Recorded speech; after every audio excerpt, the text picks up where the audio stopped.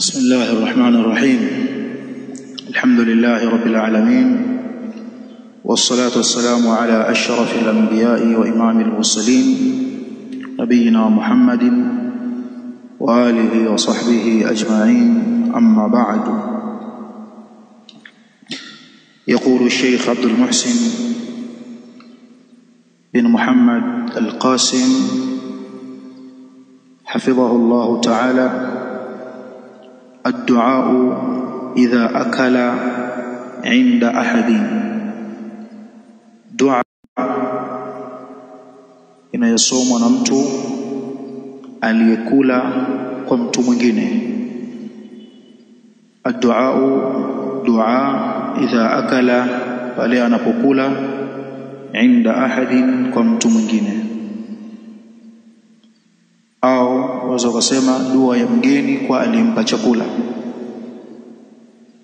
Hadithi yake ni hadithi ya Abdullah ibn Busr, ba sin ra Busr, Abdullah ibn Busr radiyallahu anhuma anasema: akala an-nabiy sallallahu alayhi wasallama 'inda rajulin, alikula bwana mtume sallallahu alayhi wasallama kwa bwana mmoja. Wa shariba, na akanywa. Na huyo bwana mmoja ni baba yake Abdullah ambaye ni mzee Busri, kama tutakavyoona mlolongo wa hadithi. Falamma faragha, alipomaliza kula kile chakula, qala, akasema katika hali ya kumwombea dua aliyempa chakula kile: Allahumma barik lahum fima razaqtahum waghfir lahum warhamhum.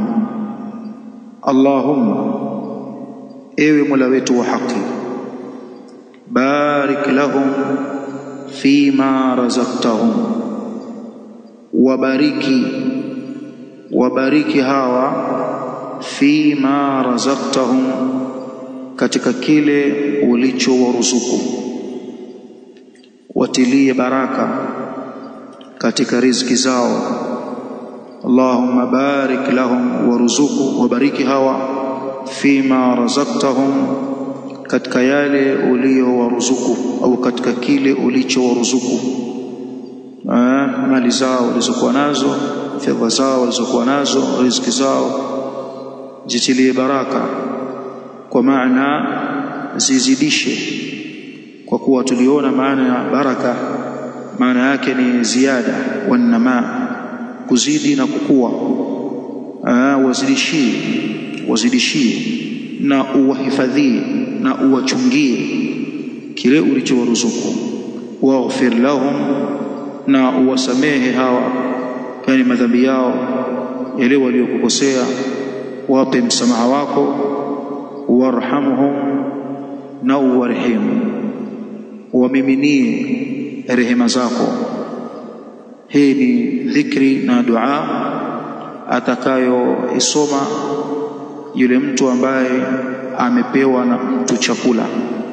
Mamoja awe amealikwa nyumbani kwa huyo mtu, akala akashiba akamaliza.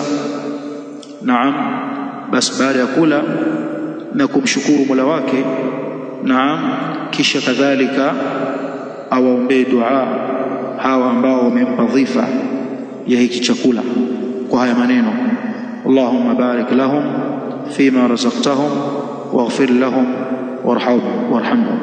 Au isiwe kwamba amealikwa nyumbani, lakini amenunuliwa chakula kwa mama lishe au kwa mama ntilie au kwa baba ntilie. Bwana, kula hapa, mimi nitalipa, usijali.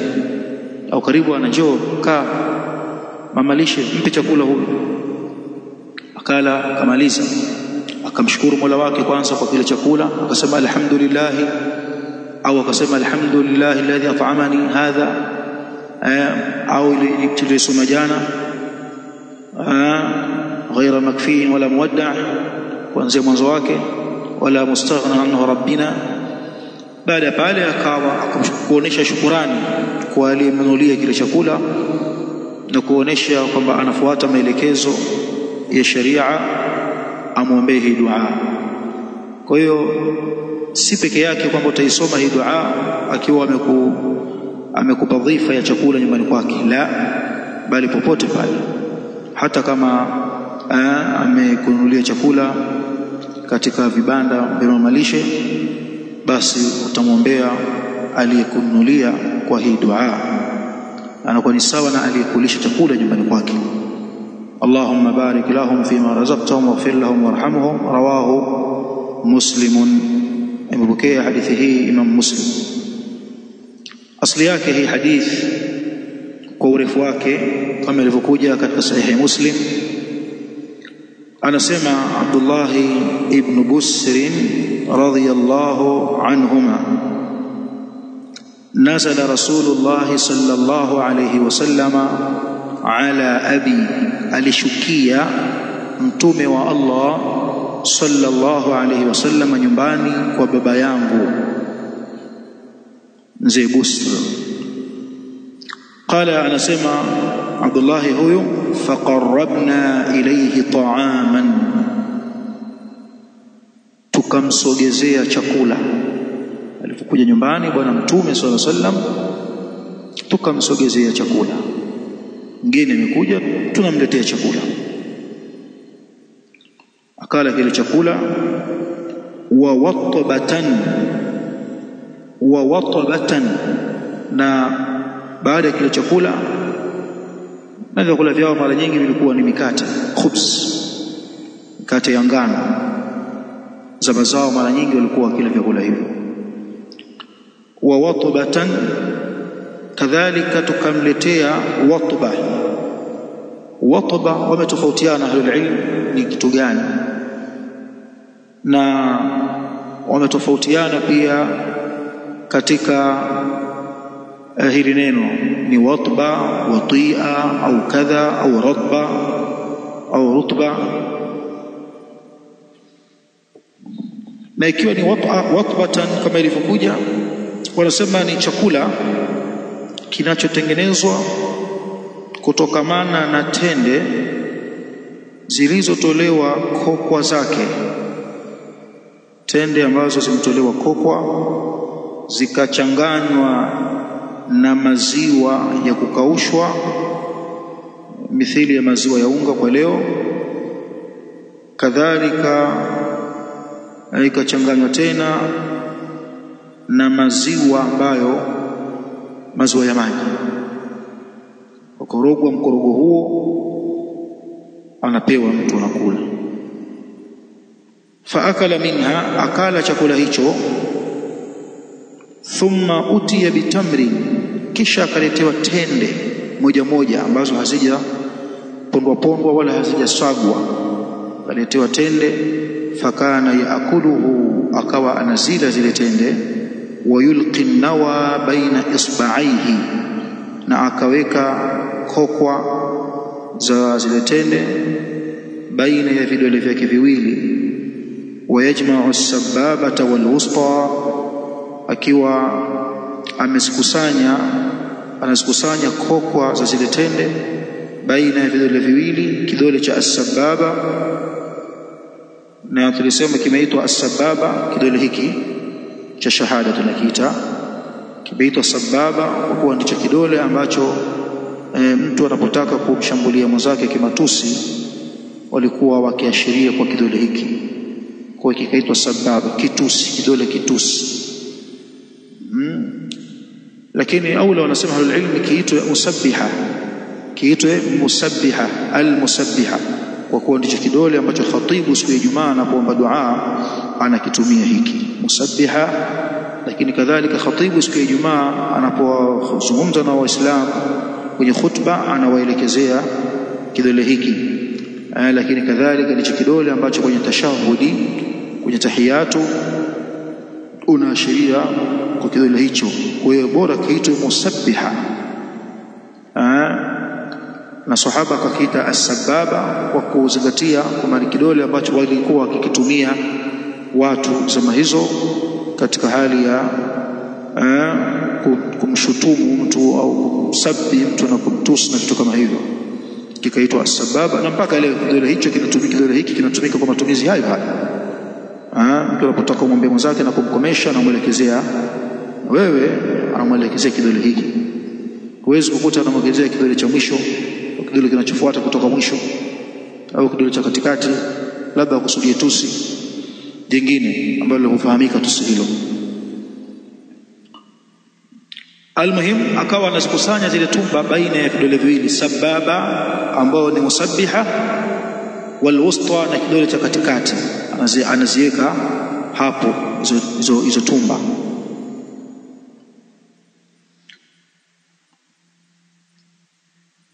Akasema Shu'ba maneno yake hapo rahimahullah, Shu'ba ibn al-Hajjaj, thumma utiya bi sharabin, kisha akaletewa kinywaji, fasharibahu, akakinywa, yaweza kawa ni maji. Thumma nawalahu alladhi an yaminihi, kisha akampa kile kinywaji, kama ilikuwa ni jagi bilauri kubwa ya maji, akampa aliyepo upande wake wa kulia. Thumma nawalahu alladhi an yaminihi, kisha akampa kile chombo chenye maji au chombo chenye kinywaji aliyepo upande wake wa kulia. Na hii ndio sunna, wanapokuwa watu wamekaa kwenye mduara wanakula,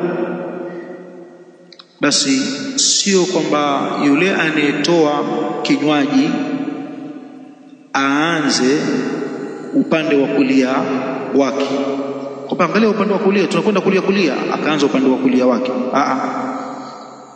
Anapewa mmoja katika watu wawili, anaanziwa kupewa mmoja katika watu wawili, mkubwa wa umri. Kuna mzee mtu mzima hapo, tunamtanguliza yeye kwenye kinywaji, au mkubwa wa hadhi, mkubwa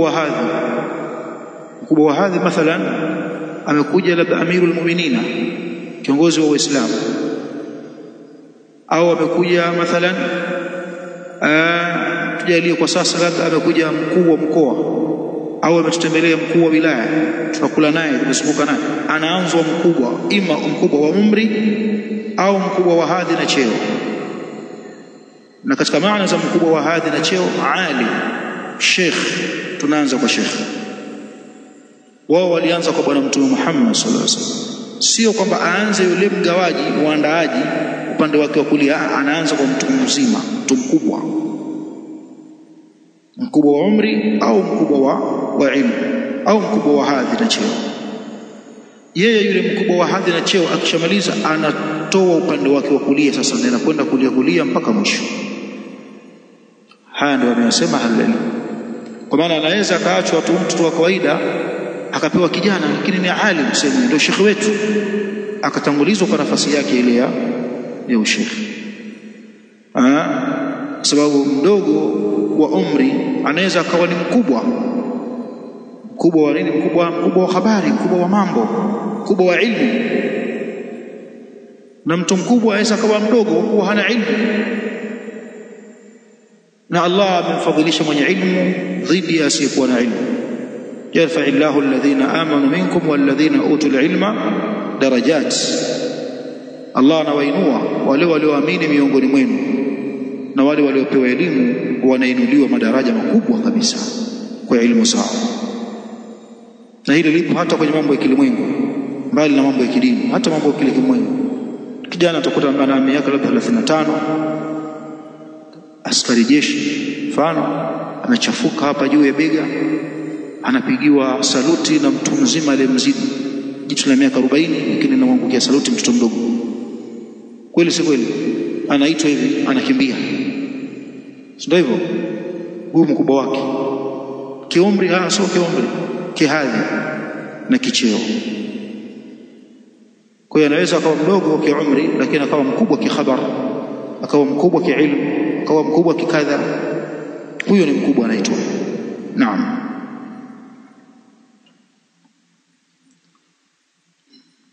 Kisha akatoka Mtume sallallahu alayhi wasallama akapanda mnyama wake ili kutaka kuondoka, kana kwamba inaashiria alialikwa.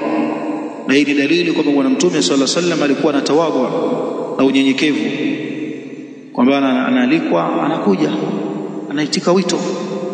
Na ndio maana katika mambo ambayo kwamba ni wajibu kwa Muislamu kumfanyia Muislamu mwenzake, anapompa mwaliko aitike mwaliko huo, aitike wito. Haya ni katika mambo, ni haki za Muislamu kwa Muislamu mwenzake, aitike wito. Bwana nakualika na kuomba uje kesho, tuna chakula hapa nyumbani, wajibu aitike. Hii ni haki ya Muslim ala akhihi almuslim, ni haki ya Muislamu juu ya ndugu yake Muislamu. Kwa hiyo tumeona hapa aliitwa kwa mzee nani? Mzee Busri, kama alivyoitwa kwa kina Anas ibn Malik. Bibi mmoja, bibi yake Anas anaitwa Mulaika radhiallahu anha, aliandaa chakula akamwambia Anas, tuitie Bwana Mtume sallallahu alaihi wasallam. Akaja Bwana Mtume sallallahu alaihi wasallam, wakala kina Anas. Baada ya pale akataka aswali kwenye ile nyumba yao. Akauliza, unapenda ni swali sehemu gani hapa? Akamwelekeza, swali hapa ya Rasulullah. Anasema Anas, faqumtu ila hasirin lana qad iswadda min tuli ma lubitha, nikasimama kukiendea kijimba chao, kimba chao chetu. Unajua maana mba chao? Unajua maana mba chao? Usiache mba chao, Waswahili wanasema, kwa msala upitao. Unajua mba chao? Nikakiendea kimba chao chetu, kilikuwa kimesha piga weusi, kimswala kikuukuu. Nikakisugua, nikakisafisha, nikamtandikia Bwana Mtume sallallahu alaihi wasallam. Mtume akawa imamu wetu, mimi na yatima tukawa tuko nyuma yake, na yule ajuza akawa yuko nyuma yetu. Akatuswalisha hapo Bwana Mtume, kisha akaondoka zake alayhi salatu wasalam. Kwa maana alikuwa akiitika wito hata kutoka kwa masahaba wa kawaida, kama alivyoitwa kwa mzee Busri. Sasa alipokuwa ameshapanda mnyama wake kutaka kuondoka, mzee Busri babake Abdullah akawa amemshika farasi, ile sehemu yake anayofungiwa kamba kwenye uso wake. Farasi au mnyama wa Bwana Mtume sasa, farasi au aweza kawa ni ngamia, Allahu a'lam. Akamwambia Mtume sallallahu alaihi wasallam, ud'u Allah lana, tuombee kwa Allah, tuombee kwa Allah.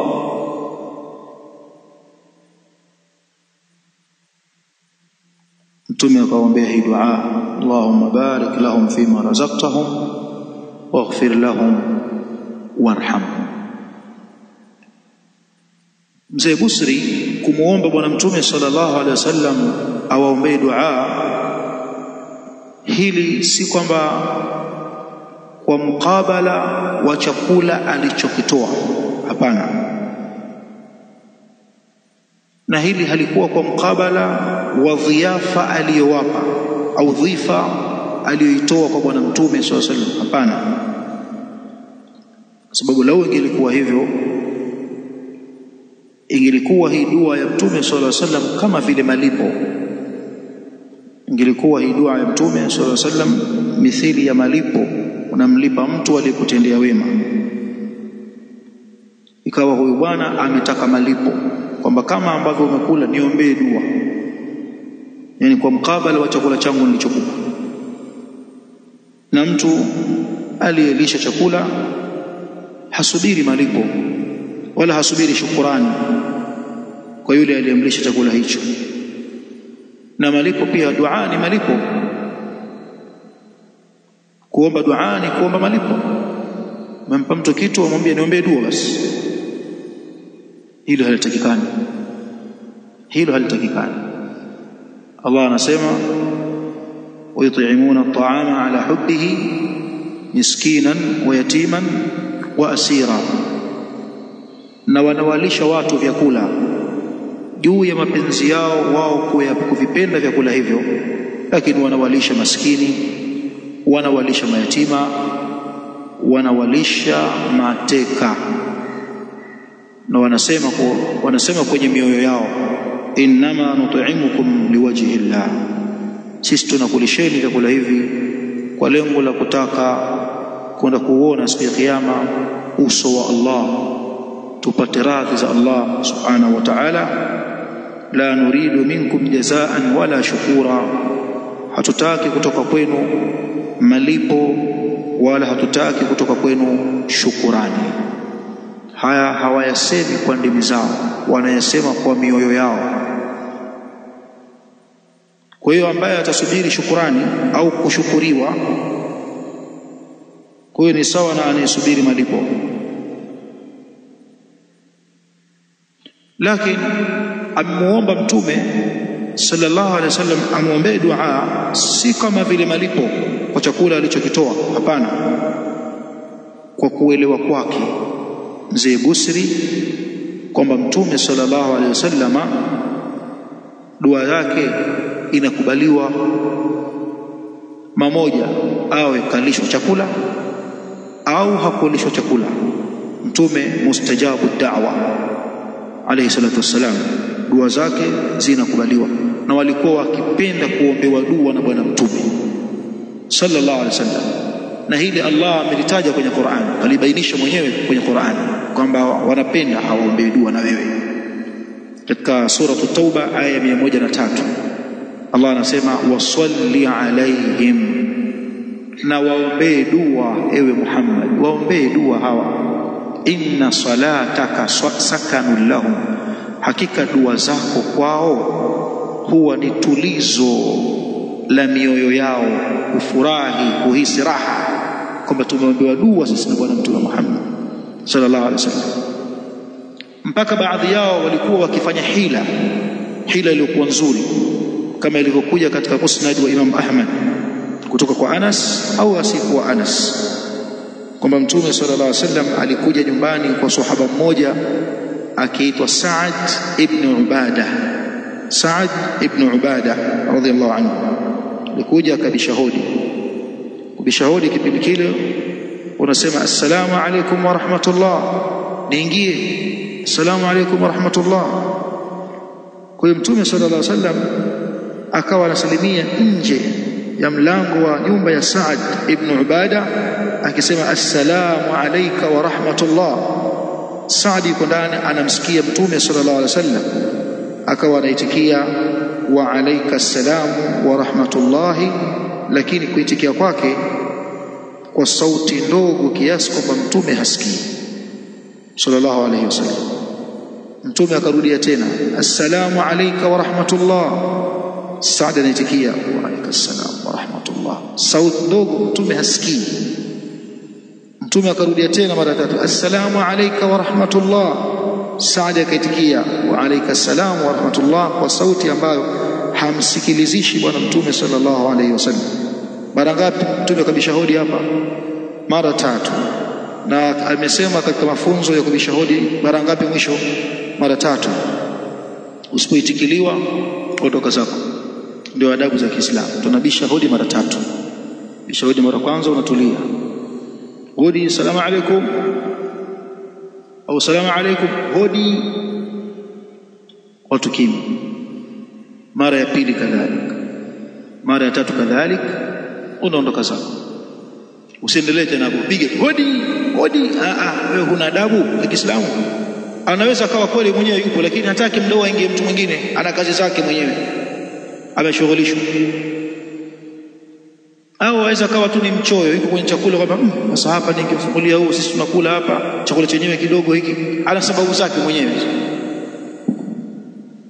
Au mwenyewe yuko na mume wake kama ni mwanamke, au mwenyewe yuko na mke wake kama ni mwanamume, wenyewe wanatia story sawa, hataki tena kuingiliwa na watu wengine, ana hiari kufungua au kutokufungua.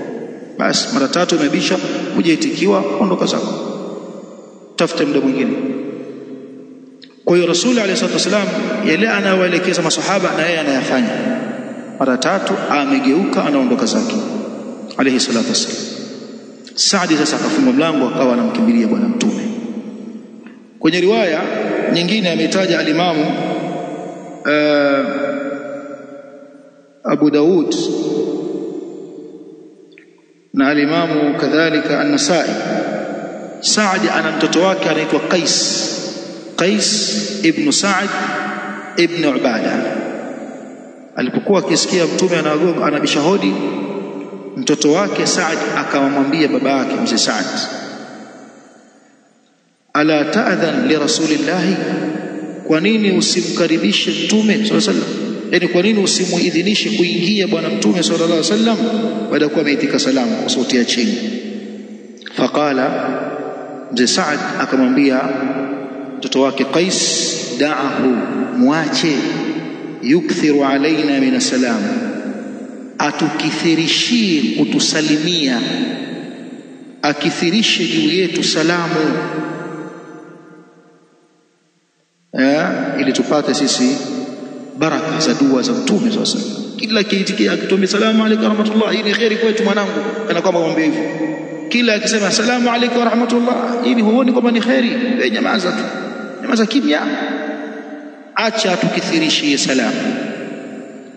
Sasa alipoondoka bwana mtume sallallahu alaihi wasallam, Saadi akamkimbilia akamwambia, ya Rasulullah, ewe mtume wa Allah, bi abi anta wa ummi, nimtoe fidia baba yangu na mama yangu kwa ajili yako.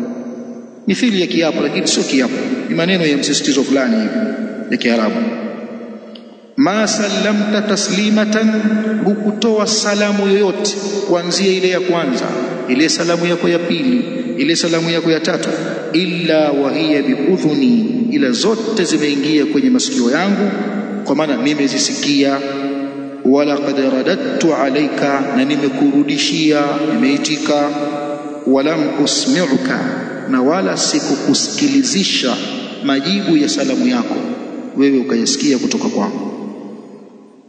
Wa aradtu, na nilikuwa nimekusudia kwa kufanya kwangu huko, an astakthira min salamika wa min albaraka, nipate kutoka kwako wingi wa salamu na wingi wa baraka.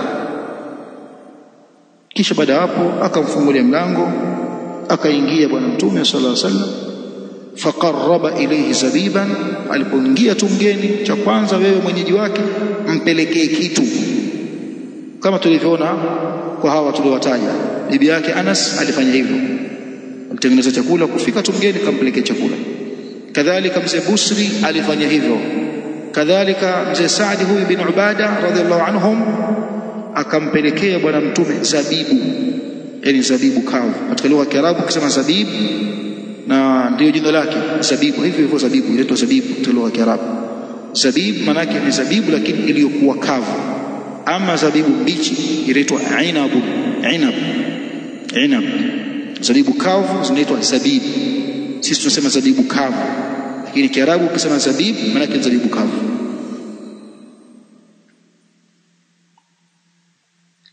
Mtume akala zile zabibu alayhi salatu wassalam, na zabibu kavu wanazungumzia ahlul ilm kwamba zina ni nzuri hasa kwa watoto, watu wadogo, kwamba zabibu kavu mara kwa mara zinaimarisha hifadhi zao, kumbukumbu zao, kuzimarisha akili zao. Zabibu kavu, lozi, vitu kama hivyo wamevizungumza ahlul ilm. Mtume sallallahu alaihi wasallam akala, falamma faragha, alipomaliza, qala, akaomba dua, akasema, akala ta'amakum al-abraru, vyakula vyenu viliwe na watu wema. Wa sallat alaykum al-malaika, muswaliwe na malaika. Wa aftara indakum as-saimun, wafturu kwenu nyinyi wafungaji.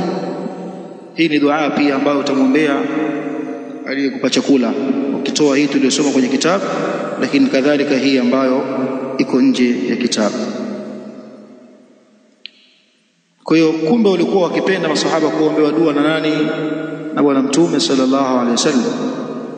Na imekuja hadithi katika Musnad wa Ahmad kutoka kwa Hudhaifa kwamba mtume sallallahu alaihi wasallam alikuwa idha daa li rajulin, anapomwombea dua mtu mmoja, asabatuhu, athari ya hiyo dua itampata huyo aliyeombewa, itampata yeye. kadhalika wa asabat waladahu, na itampata hiyo dua mwanawe, wa walada waladihi, na mtoto wa mtoto wake, manake mpaka wajukuu. Wewe ukiombewa dua na Rasul alayhi salatu wasalam, itakupata wewe, itampata mtoto wako, na itampata mjukuu wako, watu watatu. Ndivyo ilivyo. Kwa hiyo walikuwa wakipenda kuombewa dua na Rasul alayhi salatu wasalam ili waendelewe na baraka ya dua ya Mtume sallallahu alayhi wasallam. Na imekuja hadithi kama alivyotaja al-Imam Ibn Kathir kwamba mwanamke mmoja alikuja kwa bwana Mtume sallallahu alayhi wasallam akamwambia, ya Rasulullah, salli alayya, ewe Mtume wa Allah niswalie, manake niombee dua mimi, wa ala zawji, na muombee dua pia mume wangu. walikuwa wanapenda masahaba dua ya Rasul alayhi salatu wasalam. Faqala sallallahu alayhi wasallam, mtume akasema, sallallahu alayki wa ala zawjiki, Allah akusalie wewe na amsalie mumeo, akuzungumze kwa uzuri, akupe kheri, awape baraka wewe na mume wako. Walikuwa wanakuja wanapenda kuomba dua na bwana mtume sallallahu alayhi wasallam, kama ilivyotajwa na aya hii ya suratu at-Tauba 103 kwamba inna salataka sakanul lahum, hakika dua zako ni tulizo la mioyo yao, kufurahia wewe kuombea dua. Kwa tumejifunza kwamba dua ya aliyekupa chakula unamwambia Allahumma barik lahum fima razaqtahum waghfir lahum warhamhum, au unamwambia akala ta'amakum al-abrar wa sallat alaykum al-malaika wa aftara indakum as-saimun, kama ilivyokuja kutoka katika hadithi ya Bismillahir Rahmanir Rahim.